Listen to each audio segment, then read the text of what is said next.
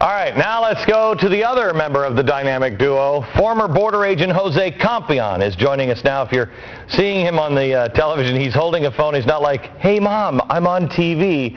We've lost the audio connection on the satellite, and we just only have the picture. So it's going to be kind of a little Alexander Graham Bell and space technology. Jose, how are you, sir? Wonderful, Glenn. How are you? Very good. When I talked to you earlier this morning, you had just removed the ankle bracelet. The people who removed it had just left your house, and I said, have you even been outside off your own property yet? And you said no. I asked you to walk outside. You took the phone with you. The birds, I could hear them chirping. The birds were chirping, and you stood in the middle of the street. I told you to get out of the middle of the street because I think that's jaywalking, but what have you done since? We went out and had lunch. We went to this, I guess, a fancy gourmet restaurant. I think it's called Burger King. Burger King for lunch.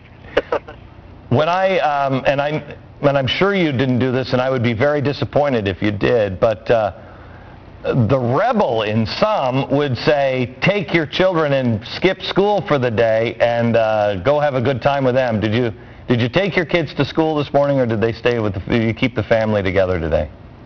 Oh, no, they had to go to school. The boss wouldn't allow it, so they went to school. Yeah, I know. That's what my boss would say. My wife would say that, too. They're going to school. They can see Dad again. Did you ever, Jose, when you were in solitary confinement and it looked like nothing was going to happen, did you ever have a point where you were about to give up? There were a few times, but a lot of the letters that we were receiving, that I was receiving, support, prayers from people all over the country really helped. I mean, they were coming in just in time. I mean, once we heard when I first heard the news about the appeals court turning our case down, that really hit me hard. And had some letters, as a matter of fact, that came in that afternoon, and I hadn't even read them. And I started reading them, and those really helped. There were a lot of prayers from people. It really helped me. Did you, how can I phrase this? I want to be careful on the conditions of your parole, which, by the way, Gresh, I don't even know. How odd is this for all these conditions where you can't talk? Your sentence has been commuted.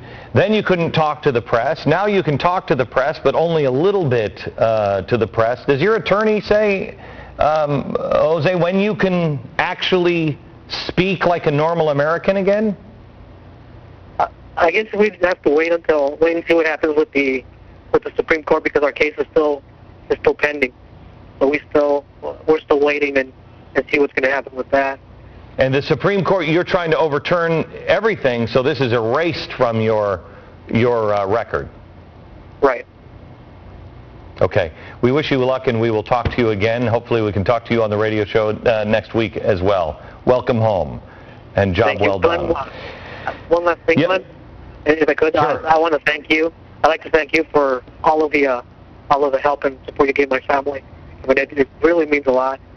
When listening to you on the radio every morning, really, it really helped. I have to tell you, Jose, it is. America is an amazing place, and there are amazing people that when they see an injustice, they stand up to help correct it. There are a lot of people that have been in your corner for a long time. We'll be back in just a second.